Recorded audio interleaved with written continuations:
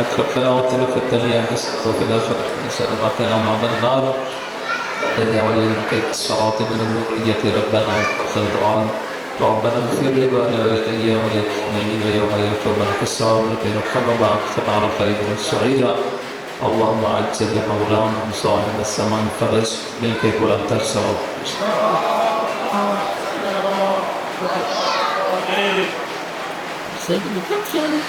أعوذ بالله من الشيطان الرجيم بسم الله الرحمن الرحيم الحمد لله رب العالمين والصلاة والسلام على سيد الخلائق أجمعين محمد وعلى آله القدسين وبعد فقال الله الحكيم في كتابه الكريم بسم الله الرحمن الرحيم إنا من المجرمين منتقمون صدق الله العلي العظيم ملك ولا تنسى وعيشته الله أحسن امام زمان کے ظہور البر میں تعجیل کی نبی کے صدیق ولا تنسى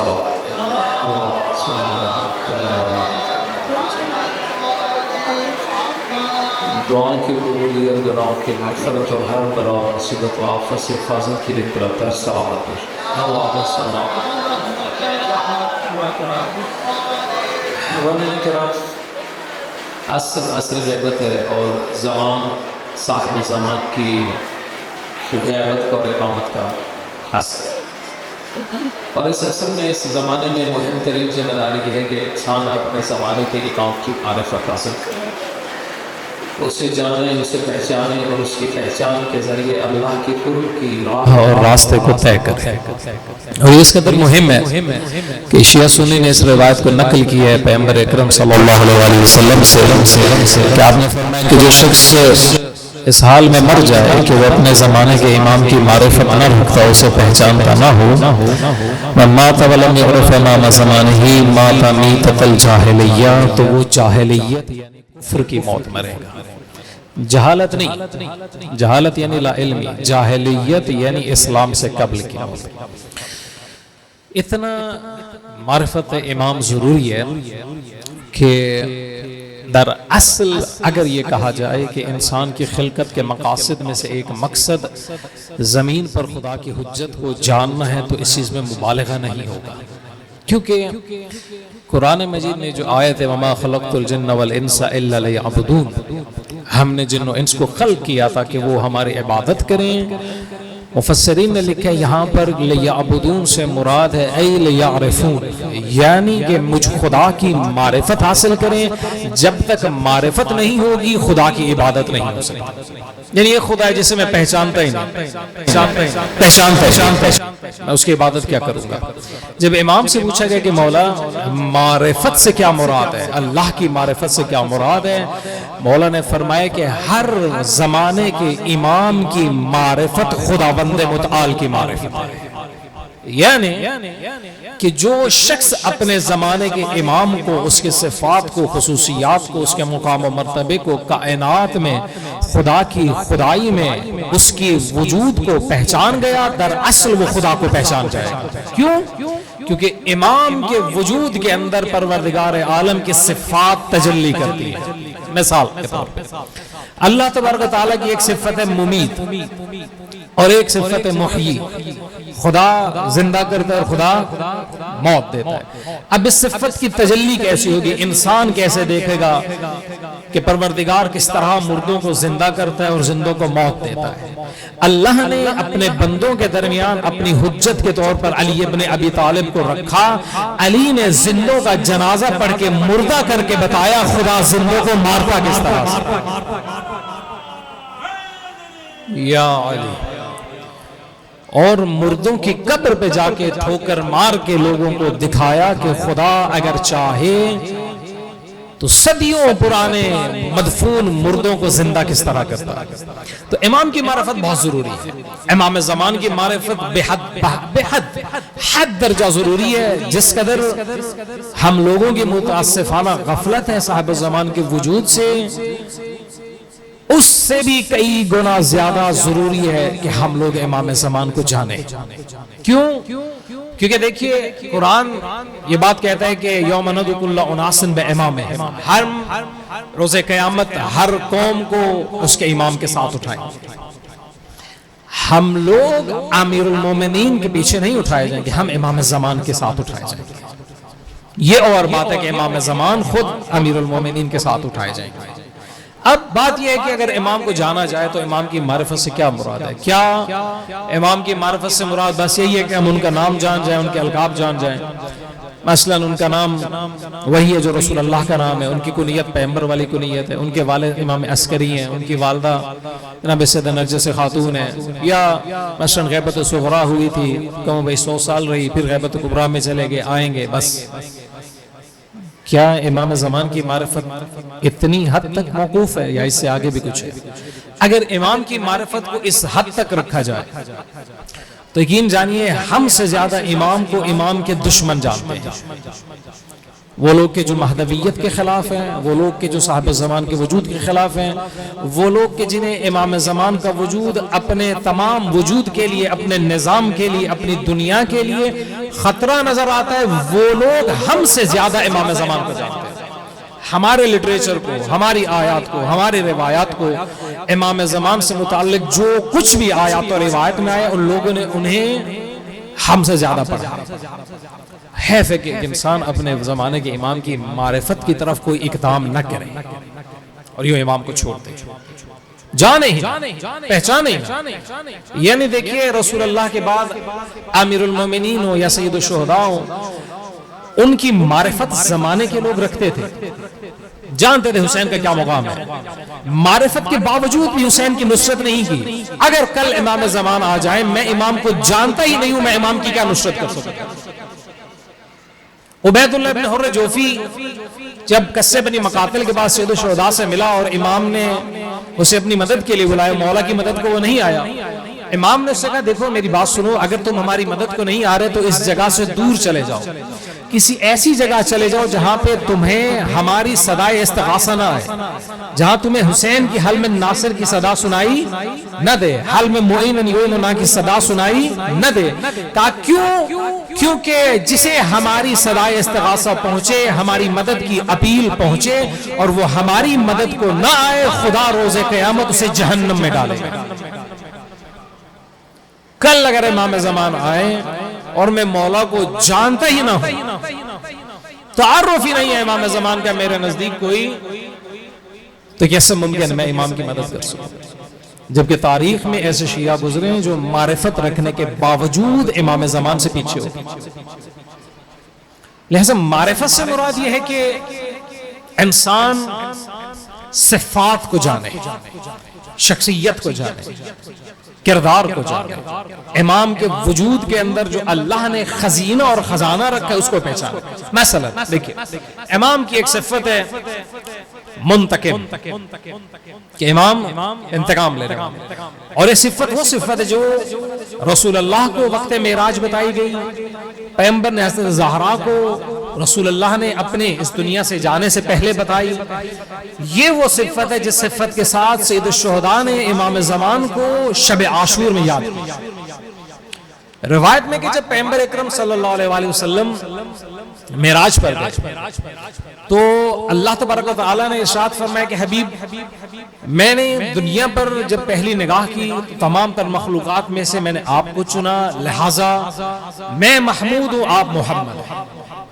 میں نے دوسری نگاہ کی، میں نے دوسری نگاہ میں آپ کے بھائی، آپ کے وسیع، آپ کے جانشین علی ابن ابی طالب کو چنا، پس میں اعلیٰ ہوں اور وہ علی ہے۔ اس ساتھ سے زہرا کا بتایا گیا، سید الشہداء کا بتایا گیا، امام مجتبیٰ کا بتایا گیا۔ ایک مرحلے پر پروردگار عالم نے رسول اللہ سے خطاب کی اور فرمایا کہ اے محمد کیا آپ اپنے جانشین اور اوصیاء کی معرفت حاصل نہیں کرنا چاہتے؟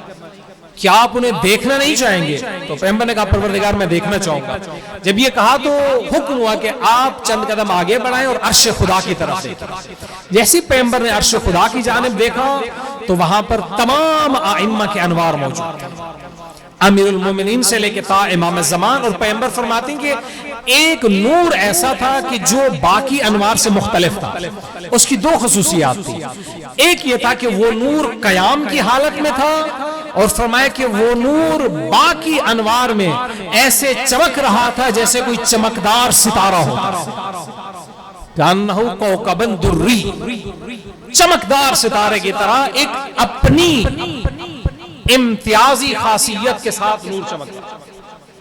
تو امام کے نور کو دیکھ کر رسول اللہ نے سوال کیا کہ پروردگار یہ نور کس کا نور ہے؟ تو اللہ سبحانہ وتعالی نے جب تعارف کرایا کہا کہ یہ نور قائم آل محمد کا نور ہے۔ یا علی، کہ یہ قائم آل محمد کا نور ہے۔ پھر امام کی صفات خود پروردگار نے رسول اللہ کو بتائی، کہا کہ یہ وہ ہے جو میرے حلال کو حلال کرے گا، جو میرے حرام کو حرام کرے گا۔ یہ وہ ہے کہ جس کے ذریعے میں اپنے اولیاء کے دل میں سرور داخل کروں گا اور اپنے دشمنوں سے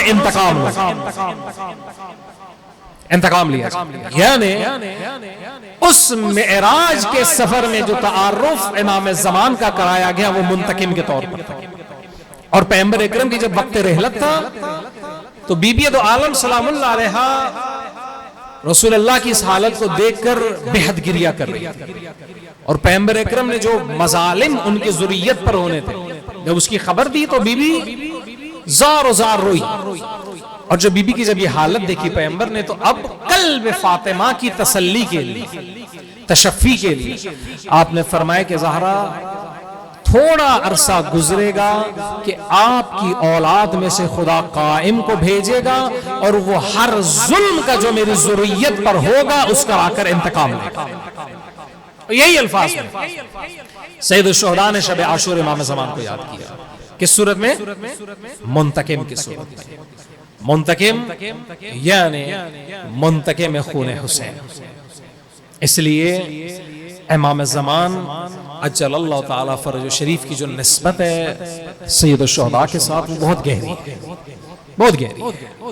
اسے ہم اگر دیکھیں تو سامنے یہ چیز آتی ہے کہ جس مقصد کو سید الشہداء نے کربلا میں حاصل کرنے کے لیے اپنی جان دی، اس مقصد کی تکمیل صاحب زمان کا وجود کرے گا۔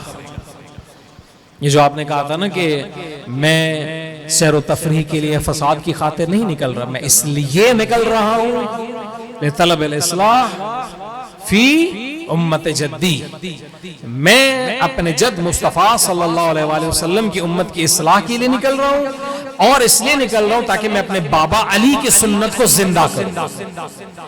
امام نے جن دو مقاصد کی خاطر اصلاح امت مصطفیٰ اور احیاء سنت علی مرتضیٰ، ان دو مقاصد کی خاطر جب امام نے اپنی جان دی، ان دو مقاصد کو آ کے کاملاً پورا آ کے کریں گے امام زمان، امام زمان۔ اور دیکھیے یہ جو صفت اس کا قرآن میں بھی تذکرہ ہے۔ قرآن مجید میں اللہ سبحانہ وتعالی نے جہاں پہ قصاص کی حرمت کا، حلیت کا، بلکہ اس کے حلال ہونے کا حکم دیا کہ وَمَنْ قُتِلَ مَظْلُومًا فَقَدْ جَعَلْنَا لِوَلِيِّهِ سُلْطَانًا فَلَا يُسْرِفْ فِي الْقَتْلِ، جو مظلوم مارا جائے، جو مظلوم مارا جائے، ہم نے اس کے ولی کو یہ اختیار دیا ہے کہ وہ جا کر قصاص لے اپنے مظلوم مقتول کا۔ فَلَا يُسْرِفْ فِي الْقَتْلِ، مگر اسے قتل میں اسراف نہیں کرنا چاہیے، ایک کے بدلے ایک کو ہی مارے۔ اور ظاہر ہے جو قصاص لیا جائے گا یہ حکومت اسلامی کے تحت لیا جائے گا، یوں نہیں ہوگا کہ بس جو بھی شخص آئے جس کو جا کر مار دے اور فساد اور دنگے کا ایک اور دورہ شروع ہو جائے۔ فلا یسرف فی القتل انہ کان منصورا، وہ اگر اپنے مظلوم کا انتقام لے تو خداوند متعال اس کی مدد و نصرت کرے گا، انہ کان منصورا، نصرت کی جائے گی۔ امام باقر نے جب اس آیت کی تفسیر بیان کی تو مولا نے فرمایا کہ مظلومیت کے ساتھ قتل ہونے والے سے مراد ہمارے جد سید الشہداء حسین ابن علی ہے، اور جو ولی جس کو اختیار دیا جائے گا قتل حسین کے قصاص کا وہ ہم آل محمد ہیں۔ انہو کانا منصورا، اور خدا ہمارے قائم کی مدد کرے گا تاکہ وہ حسین مظلوم کے خون کا انتقام لے سکے۔ یا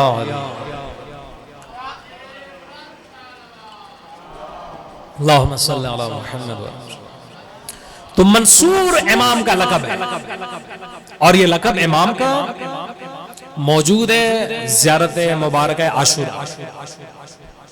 انسان جب سلام کرتا ہے سید الشہداء کو، سلام کرنے کے بعد انسان دعا کرتا ہے، تو دعا کن معنوں میں کرتا ہے، کن الفاظ میں کرتا ہے؟ وَأَسْأَلُ أَن يَرْزُقَنِي طَلَبَ الثَّارِقِ مَا إِمَامٍ مَنْصُورٍ، میں اس خدا سے دعا کرتا ہوں کہ مجھے آپ کے خون کا انتقام لینے کی توفیق عطا کرے، کس کے ساتھ؟ اس امام کے ساتھ جس کی خدا جن و بشر اور ملک کے ساتھ مدد کرے، امام منصور۔ اور یہ نصرت کا پھر ایک الگ باب ہے کہ امام کی جب نصرت کی جائے گی تو امام کی نصرت کس طرح سے کی جائے گی۔ بس مختصراً ایک حدیث ہے، سید الشہداء علیہ السلام کے پاس روز عاشور جو غیبی امداد آئی، ان میں لوگ ظافر جن کی بات کرتے ہیں، اور بعض لوگ کہتے ہیں کہ ظافر جن کا جو ماجرا ہے وہ مصدقہ نہیں ہے، مستند نہیں ہے، لیکن ایک روایت جو ملتی ہے ہمارے پاس وہ تقریباً 4000 فرشتوں کے بارے میں کہ روز عاشور سید الشہداء کی مدد کے لیے 4000 فرشتے آئے، اور امام علیہ السلام نے ان سے کہا کہ یہ میری وعدہ گاہ ہے، یہ میری مقتل گاہ ہے، لہٰذا میں تمہاری مدد و نصرت قبول نہیں کروں گا۔ ان 4000 فرشتوں کے سردار کا نام تھا منصور، یعنی کہ جس کی مدد کی۔ منصور کے بارے میں ملتا ہے کہ جب امام نے اسے اجازت نہ دی اور سید الشہداء مظلومانہ قتل ہو گئے، تو منصور اپنے 4000 فرشتوں کے ساتھ اب بھی قبر امام حسین کے ساتھ گریہ کنا اور ماتم اور گریہ ازاری کی حالت میں موجود ہے۔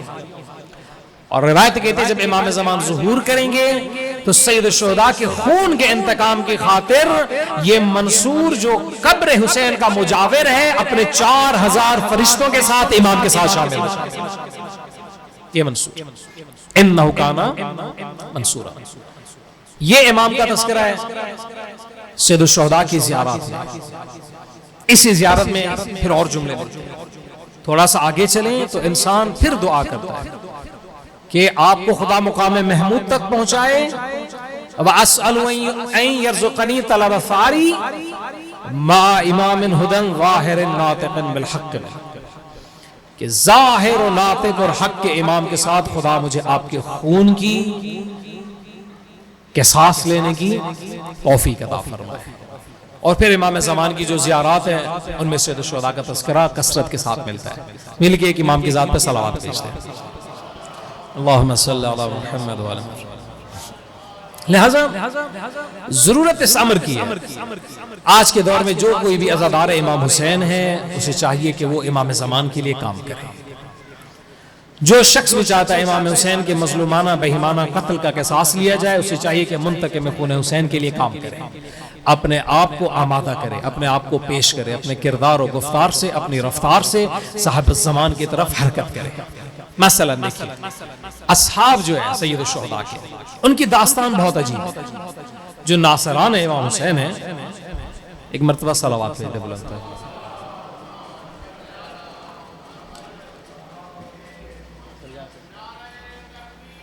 اللہ اکبر یا رسول اللہ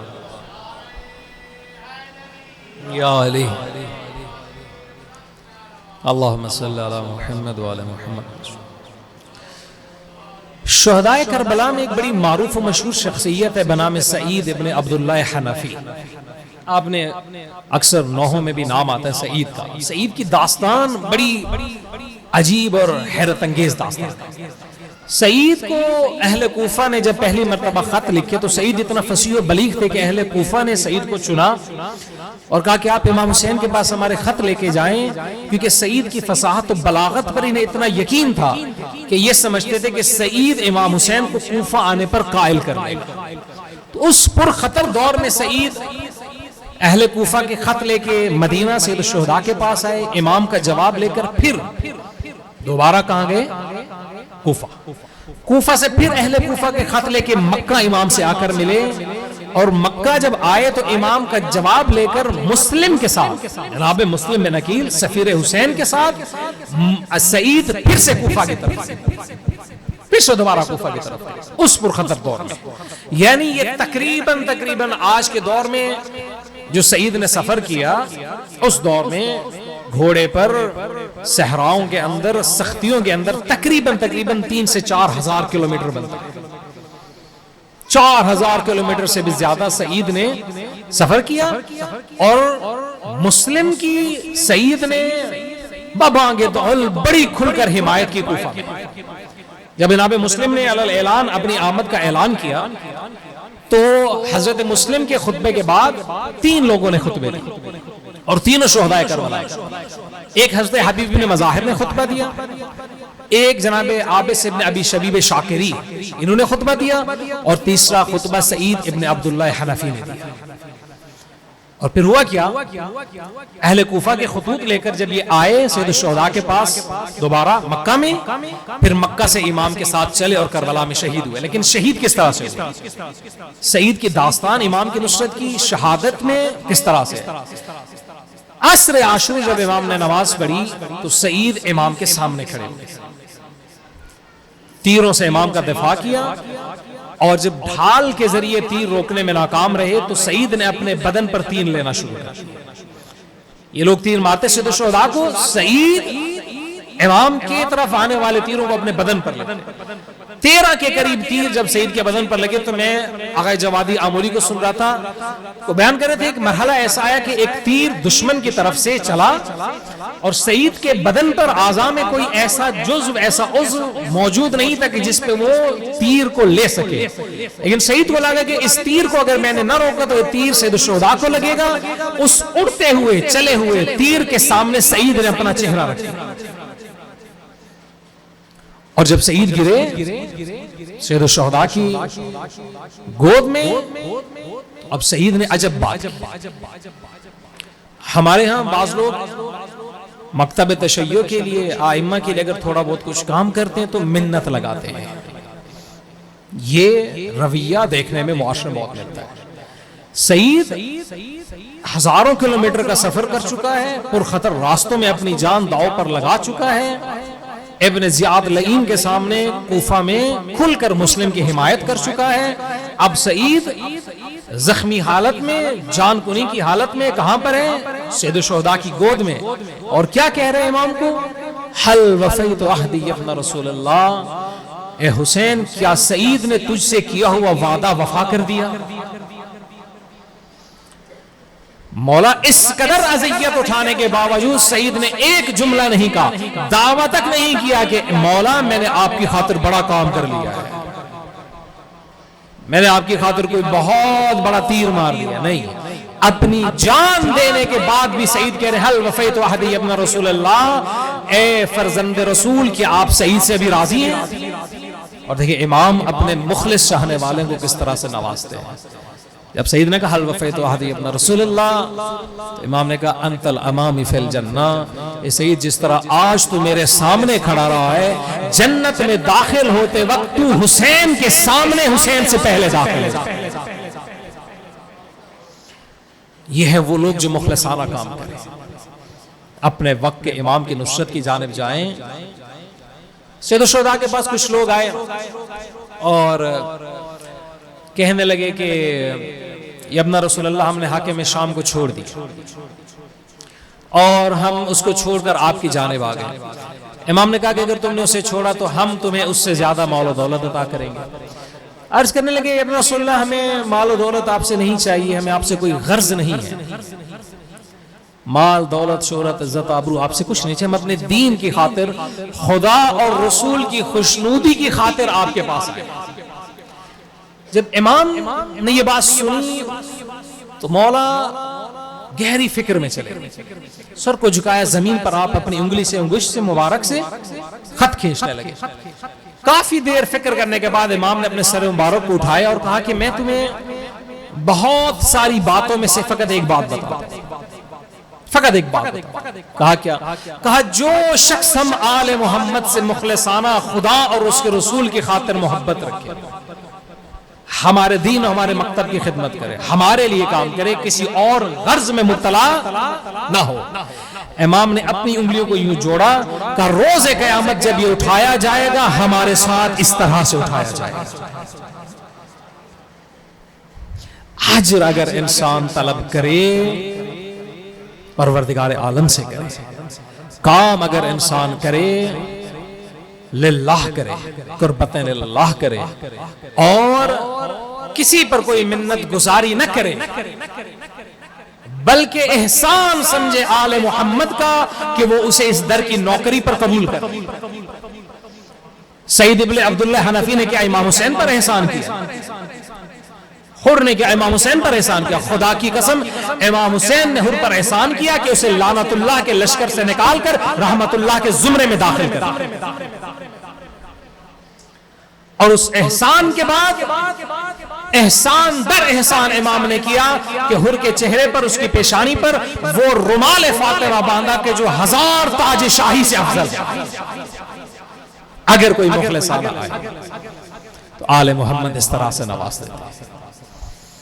اور آج کے دور میں بھی اگر کوئی شخص اپنے زمانے کے امام کی نصرت کے لیے جائے تو اس کے لیے بھی امام کا دروازہ کھلا. بس امام مومنین کرام منتقم ہے، ہر خون مظلوم کے امام منتقم ہے. آپ امام کے دل کو دیکھیں، سید الشہداء کی مصیبت سے پارا پارا ٹکڑے ٹکڑے ہے صاحب الزمان کا دل. بہار میں علامہ مجلسی نے روایت نقل کی امام زمان کے جملہ کہ سید الشہداء کو مخاطب کر کے کہتے ہیں کہ فَلَأَنْدُبَنَّ عَلَيْكَ صَبَاحًا وَمَسَاءً، اے میرے جد مظلوم حسین، سورج چڑھے گا مہدی آپ پر روئے گا، سورج غروب ہوگا میں آپ پر روؤں گا.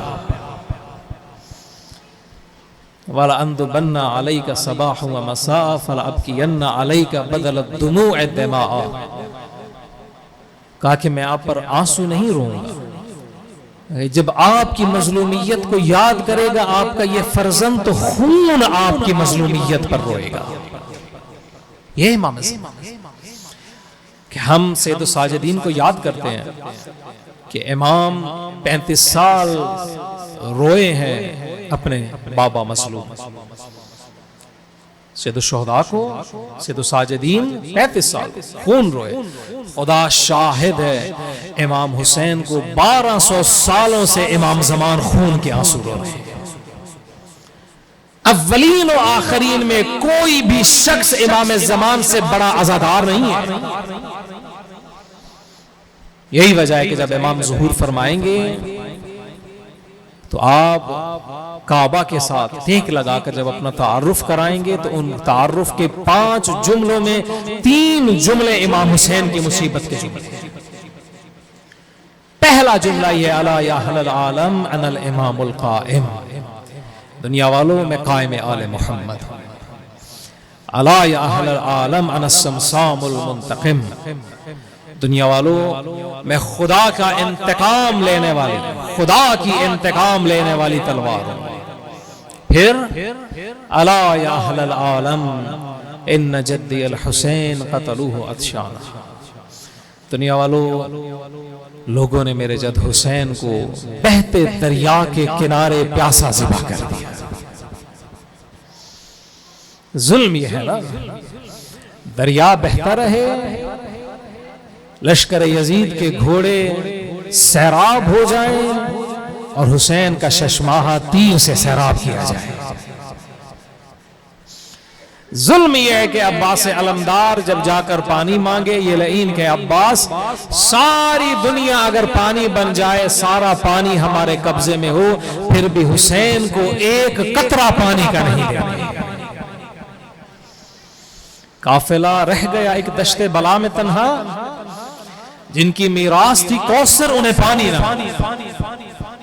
پہلا جملہ صاحب سلام الا یا اہل العالم ان جدی الحسین قتلوہ عطشان.